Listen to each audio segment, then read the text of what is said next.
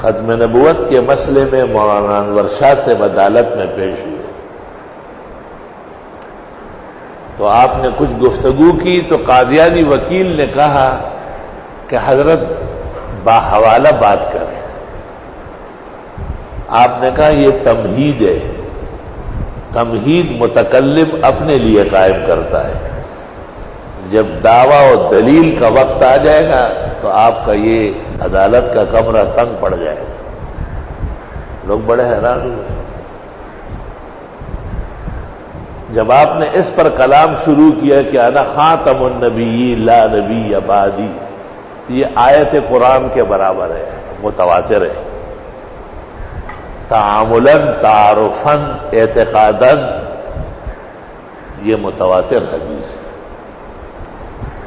اصل میں ایک واقعہ ہوا تھا، ایک لڑکی کا نکاح ہوا تھا اور خاوند مرزائی تھا. لڑکی مضبوط عقیدے کی مسلمان تھی.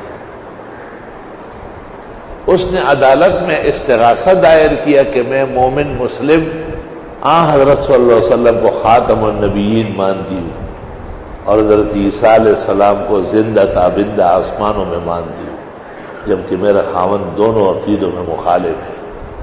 وہ کہتے ہیں ہمارے نبی کے بعد قیامت تک نبی آتے رہیں گے، اور حضرت عیسیٰ کو کہتے ہیں کہ وہ مر چکے ہیں، اور وہ عیسیٰ جس کا ذکر قرآن و سنت میں ہے وہ بھی مرزا ہے، اور وہ مہدی وہ بھی مرزا ہے. لہذا مجھے چھڑائی دی جائے، نجات دی جائے. مرزائیوں نے اس کے مقابلے میں جو جواب داخل کیا اس کا حاصل یہ تھا کہ یہ اختلافی مسئلہ ہے، ہم بھی ایک اسلامی فرقہ ہے، جیسے مالکی و حنفی و شافعی و حنبلی اور شافعی و حنفی کا نکاح ہو سکتا ہے اختلاف کے باوجود. تو عدالت میں انگریز تھا، سکھ تھا، ہندو تھا، ججز پینل تھا پورا، لیکن یہ لوگ بے شک مسلمان تو نہیں تھے، منصف بہت تھے. انہوں نے کہا یہ خالص علمی مسئلہ ہے. اور ہندوستان بھر کے اکابر علماء کو نوٹس جاری کیا کہ ہمارے پاس ایک کیس آیا ہے، اس میں مسلمان لڑکی ہے اور وہ اسلام کا دعویٰ کرتی ہے، اور خاوند مرزائی قادیانی ہے اور وہ اس کے خلاف ہے، اور وہ بھی اپنے آپ کو مسلمان سمجھتا ہے. علماء دین سے کہا گیا کہ آپ عدالت آئے اور عدالت کی معاونت کریں کہ یہ لوگ مسلمان ہے یا نہیں. شیخ الجامعہ پنجاب میں ایک بزرگ عالم تھے غلام احمد صاحب، انہوں نے علماء پنجاب سے مشورہ کر کے دیوبند کو تار دے دی، دارالعلوم دیوبند کو. یہ وہ زمانہ تھا کہ حضرت اقدس مولانا انور شاہ سے بیمار تھے اور انہوں نے خونی بواسیر تھا، پڑھانا موقوف ہو گیا تھا،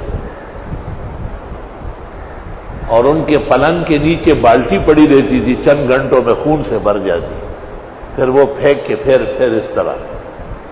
تو دیوبند میں مولانا اسد اللہ صاحب شیر بے شاہ اور مولانا مرتضی حسن صاحب امام المناظرین اور شیخ الاسلام پاکستان کا اور بانی مولانا شبیر احمد عثمانی جیسے مفسر متکلم محدث اور مفتی کفایت اللہ فقیہ ہند اور احمد سعید دہلوی، انہوں نے اس موضوع پر تیاری کی.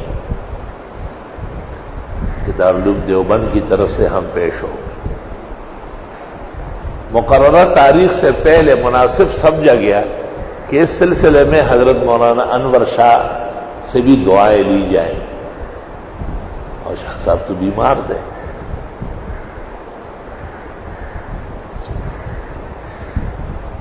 جب حضرت شاہ صاحب کی خدمت میں گئے، شاہ صاحب لیٹے ہوئے تھے اور طبیعت بہت ناساز تھی، لیکن جب یہ بات سنی تو ان سے کچھ سوالات کیے کہ مرزائی وکیل یہ کہے گا تم کیا جواب دو گے. انہوں نے جو جوابات تیار کیے تھے وہ سنائے، اور شاہ صاحب نے کہا بہت اچھا، آپ لوگوں نے بڑی محنت کی ہے، اللہ جزائے خیر دے اور شفاعت کا سامان بنائے، لیکن مرزائی فرقہ اور ان کے وکیل نہایت عیار و مکار ہیں. ایسا موڑ آئے گا کہ وہ آپ کو بند کرے گا. اور اندیشہ ہے کہ اس وقت تک میری روح نہ نکلی ہو اور میں بستر مرگ پر کانوں سے سنوں کہ مسلمان کیس ہار گئے. یہ میری زندگی کی تباہی کا واقعہ ہوگا اور شاید اس سے بڑھ کر رسوائی نہیں ہوگی، اس لیے میں خود جاؤں گا. وہ بڑے حیران ہو گئے اور حضرت شاہ صاحب نے جیسے ہی کہا میں خود حاضر ہوں گا اور مسئلے کی وضاحت کروں گا اور مرزائیوں کے ہر طرح اعتراضات و سوالات کا جواب دوں گا، تو شاہ صاحب کے اس کہنے کے ساتھ رنگ تبدیل ہو گیا اور وہ جو خون ٹپکتا تھا وہ رک گیا اور آپ بیٹھ گئے اور آپ نے اپنے خاص شاگردوں کو طلب کیا اور ان سے کہا جن جن کتابوں کا میں کہتا ہوں ان کے بستے تیار کرو.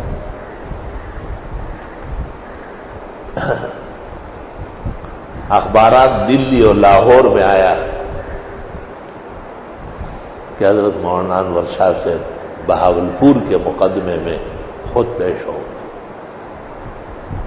مرزائیوں پر بھی زلزلہ آیا. انہوں نے مولوی سرور الدین اور مولوی روشن خان کے ساتھ گفتگو میں حضرت شاہ صاحب کے موہوب و ملاقات دی گئی.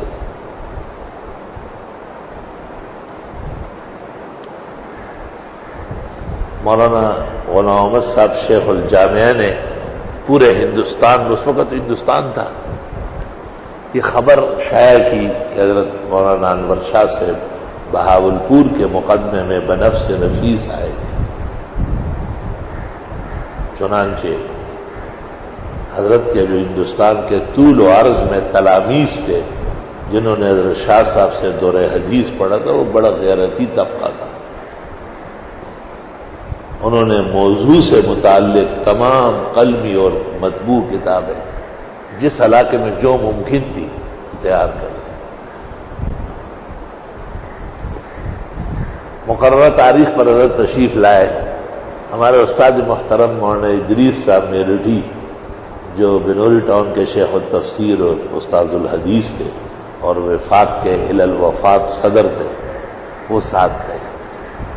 شاہ صاحب نے ہاتھ رکھا تھا، لیکن جب عدالت پہنچے تو حضرت نے کہا مولانا ہٹ جاؤ، مرزائی دیکھ لیں گے کہ ختم نبوت کا وکیل کمزور ہے، میں چل سکتا ہوں. اسی غیرت و ایمان حضرت خود عدالت داخل ہو گئے اور ایک طرف بیٹھ گئے. مرزائیوں نے اپنے کیس کی پیروی کے لیے مصر سے وہ کلا طلب کیے تھے کہ ہمارے ملک کے علماء عموماً عربی بولنے میں کمزور ہوتے اور مروب ہو جاتے ہیں تو جواب نہیں دے سکیں گے. وہ مصری وکیل جو تھا وہ یہ بحث کر رہا تھا کہ ختم نبوت کی کوئی حدیث صحت کو نہیں پہنچی اور سب پر کلام ہے، یہاں تک کہ خاتم النبیین پر بھی کلام ہے. اس لیے اگر کسی نے نبوت کا دعویٰ کیا ہے تو اس کو کافر نہیں کہنا چاہیے. بڑا نازک اور اصول کا مسئلہ اٹھایا. پوری عدالت میں سناٹا چھا گیا. مولانا شبیر احمد اور مولانا احمد سعید دہلوی اور مفتی اعظم ہند مولانا کفایت اللہ، تمام اکابر ساتھ موجود تھے. سر شاہ صاحب پیچھے بینچ پر بیٹھے تھے. وہاں سے آپ نے آواز دی کہ فواتح الرحمود شرح مسلم الثبوت میں اس حدیث پر اجماع نقل کیا گیا ہے کہ اس کے متواتر ہونے پر اجماع محدثین و فقہاء. اس نے کہا کہ وہی لکھا ہوا ہے کہ غزالی نے اس کو ضعیف کہا ہے. حضرت نے کہا کہ عدالت سے درخواست کرتا ہوں، قادیانی وکیل مکر اور درو گوئی سے کام لے رہا ہے. فواتح الرحمود وکیل کے ہاتھ میں جج لے لے، میں صفحہ اور سطر بتاتا ہوں. اور حضرت صاحب نے عبارت پڑھی اور جج کو کہا کہ میں عربی کا لفظ بلفظ ترجمہ کر کے سناتا ہوں۔ وہاں امام غزالی نے کہا ہے کہ جس دور میں بھی اس کو کمزور کہا گیا وہ کمزور علماء تھے، اقویاء اور ثقات محدثین و فقہاء نے ہمیشہ اس کی تواتر و توارث تسلیم کی۔ بالکل برعکس پیش کر رہا تھا مرزائی وکیل، کیونکہ عموماً علماء کو اتنی زیادہ اطلاع نہیں ہوتی۔ عدالت نے جب یہ دیکھا کہ پیچھے ایک بیمار بوڑھا سا آدمی بیٹھا ہے اور جلد کے صفحے اور سطرے گنوا رہا ہے، تو عدالت نے کہا ہم گزارش کر سکتے ہیں کہ آپ آگے تشریف لائیں، آپ آگے تشریف لائیں۔ عدالت نے وکیل کو کہا خاموش ہو جاؤ، بالکل، ورنہ گرفتار کرا دوں۔ توہین عدالت ہے، جھوٹ بول رہے ہیں آپ۔ تو حضرت شاہ صاحب نے عدالت سے درخواست کی کہ بہتر ہوگا کہ میں اس موضوع پر ایک تقریر کروں۔ مجھے امید ہے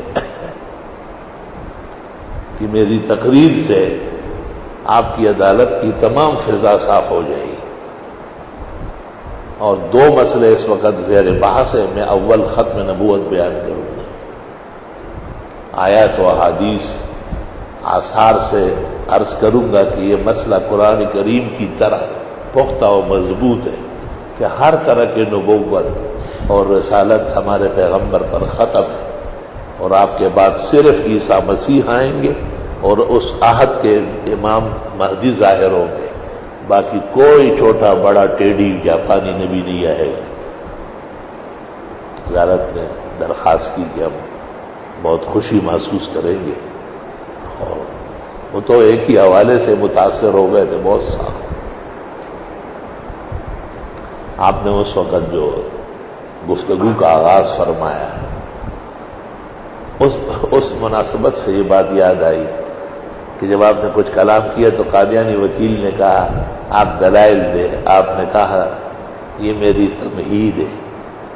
تمہید متکلم کے لیے ہوتی، دعوے کے لیے ہوتی۔ جب دعوی و دلیل آئیں گے تو یہ عدالت کا کمرہ تنگ ہو جائے گا۔ جب آپ نے خاتم النبیین پر 244 کتابوں کے حوالے دیے اور تمام علماء نے ساری کتابیں آگے کر کے رکھ دی، اور ان کے غیرتی شاگردوں نے، تو عدالت نے اور بینچ منگوائے اور میز منگوائے اور منگوائے، وقتاً فوقتاً لوگوں کو پیچھے کرتے تھے۔ کتنے ہزار کتابیں منگوائی گئی۔ اس دوران عدالت نے درخواست کی کہ ہم آپ کے مقابلے میں فریق مخالف کی کوئی بات نہیں سنیں گے، وہ ان کی رسائی آپ کے علم تک نہیں ہے۔ ایسا ہو سکتا ہے کہ آپ صرف کتابوں کے نام لے اور حوالے کتاب نہ منگوائے کیونکہ جگہ نہیں رہی۔ آپ نے کہا ایسا ہو سکتا ہے۔ قادیانی وکیل کو خاموش کرنا آپ کا کام ہے اور مسئلہ سمجھانا میرا کام ہے۔ آپ نے اس ایک مسئلے پر 5 گھنٹے تقریر کی اور دلائلوں کے انبار لگائے۔ تو عدالت نے پوچھا کہ حضرت والا کا حافظہ اور اطلاع اور صلاحیت مشینری سے بڑھ کر ہے، دنیا میں کوئی کمپیوٹر کوئی مشین اس طرح نہیں ہو سکتی۔ آپ نے فرمایا یہ دین کی تائید کے لیے اللہ کمزور بندوں کو بھی قوت دے دیتا ہے، تواضعاً فرمایا۔ اور اس ججمنٹ میں ججز نے لکھا ہے کہ ہم نے یورپ اور کائنات کے بڑے کتب خانے اور لائبریریاں دیکھی۔ ہماری عدالت میں آج ایک مسئلے میں دیوبند کا ایک مدرس مولانا محمد انور شاہ پیش ہوا ہے۔ ہم نے ان جیسے حافظہ و یاداشت اور دنیا کی کتابوں تک رسائی نہ کبھی سنی ہے اور نہ دیکھی ہے۔ عدالت کو بہت فخر ہے اور بڑی خوشی ہے کہ کائنات کا ایک فرد فرید آج پیش ہوا ہے، اور اس نے مطلوبہ مسئلے میں عدالت کی بھرپور تعاون کیا ہے، اور عدالت اس نتیجے پر پہنچتی ہے کہ جس کو اسلام کہتے ہیں اور انبیاء و مرسلین لائے، اور آسمانی مذہب ہے جس کے آخری پیغمبر محمد رسول اللہ ہے، وہ اسلام اتنا مضبوط ہے کہ کوئی بھی اس کے خلاف کرے یا دعویٰ کرے اس کو نقصان نہیں پہنچ سکتا، جبکہ اس میں مولانا محمد انور شاہ جیسے علماء ہو۔ اور جو شخص اپنے آپ کو کبھی مدعی نبوت، کبھی مجتہد، کبھی مجدد، کبھی مہدی کہتا ہے، وہ مسیح یعنی غلام احمد قادیانی، وہ بالکل اسلام کے علاوہ ایک نظریہ ہے۔ ان عقائد و اعمال اور تناظر کا اسلام سے کوئی تعلق نہیں، وہ بالکل غیر اسلام ایک مفروضہ ہے، وہ جعل سازی ہے، یہ لکھا ہوا فیصلہ ہے۔ دیکھیے مقدمہ بہاولپور جو ختم نبوت نے شائع کیا ہے، اور اس واقعے کو ہمارے عزیز دوست مولانا رشید احمد صاحب لدھیانوی جو رحیم یار خان میں تشریف فرما ہوتے ہیں، جمعیت علماء اسلام کے بھی کوئی ذمہ دار ہے، اصل میں وہ لدھیانہ کے ہیں، اور مرزے پر سب سے پہلے فتویٰ علماء لدھیانہ مولانا محمد لدھیانوی اور ان کے بیٹے اسماعیل لدھیانوی نے لگایا تھا۔ اصل میں لدھیانہ اور قادیان اس طرح ہے جس طرح گلشن اقبال اور گلستان جوہر ساتھ ساتھ ہے، اور دیوبند بہت دور ہے، تو حضرت گنگوئی کو اور دیگر اکابر دیوبند کو مرزے کی تحریرات نہیں پہنچی تھی، تو از روئے احتیاط انہوں نے بعد میں تکفیر کی۔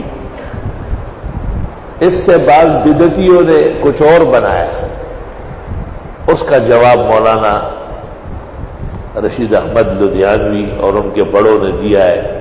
اصل میں ایک فتاوی شائع ہوا ہے، فتاوی قادریہ، اس میں بہت دجل اور لبس اور مکر اور دروغ سے کام لیا گیا تھا، تو اللہ جزائے خیر دے عزیز القدر مولانا رشید احمد لدھیانوی کو، جنہوں نے اپنے آباء و اجداد کے علم تراث بھی زندہ رکھا، اور حضرت شاہ صاحب کے بارے میں یہ انمٹ نقوش وہاں موجود ہے۔ آج کل اس کتاب کا نام ہے مرزا غلام احمد قادیانی پر کفر کا فتویٰ، سب سے پہلے علماء لدھیانہ نے لگایا۔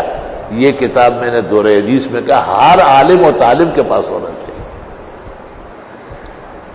بلکہ عزیزم مولانا رشید احمد لدھیانوی سے اجازت لے لوں گا، احسن علوم کی طرف سے برادرم ہمایوں مغل شائع کرے میرے کچھ معمولی سے مقدمے اور تعارف کے ساتھ، تاکہ ہم اپنے درس کے بھائیوں کو فوراً تقسیم کریں۔ علم کا خزانہ و گنجینہ ہے، اور انور شاہ صاحب کے علوم کا مظہر عتم ہے۔ یہ جہان فانی ہے، کوئی بھی شیلا فانی نہیں، پھر بھی اس دنیا میں انور شاہ کا ثانی نہیں۔